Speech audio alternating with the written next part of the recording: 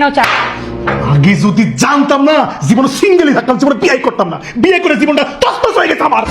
আচ্ছা, তোমরা জামাইরা যে সবসময় আমাদের বউয়ের উপরে মিথ্যা অপবাদটা দেও, ওই খুঁটাটা দেও যে আমাদেরকে বিয়ে করার পর তোমাদের জীবন তছনছ হয়ে গেছে। কেমনে তছনছ হয়েছে তোমাদের জীবন? হ্যাঁ, বিছানা থেকে উঠার আগে চা রেডি পাও, বাথরুম থেকে যখন বের হবা তার আগে কাপড় গুছা ইস্ত্রি করে রাখি, অফিস থেকে বাসায় আসার আগে খাবার রেডি করে রাখি, এসে খাও, তারপর বাড়িঘর সুন্দর করে পরিষ্কার করে রাখি যেন তোমার আসলে কোনো কষ্ট না হয়। বিছানায় যা যে ঘুমাও না, সে বিছানাটাও আমি ঝাড়ু দিয়ে রেডি করে রাখি। কেমনে তছনছ হয়েছে জীবন? হ্যাঁ, বাচ্চা পয়দা করছে, বাচ্চা লেগে জীবন আমার তছনছ হয়ে গেছে। সাতগেল কেউ কেউ কেউ বাচ্চা আমরা পয়দা করছি না?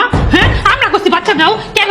কাজে কি কবুল করার সাথে সাথে তোমার দুটা বাচ্চা ধরে দিছিল যে বাচ্চা নিয়ে যান, নেক্সট আসেন আরেকজন বাচ্চা নিয়ে যান। কি হয়েছে? বাচ্চা তো পয়দা করছো তোমরা, আবার বাচ্চার কথা মনে আসলো।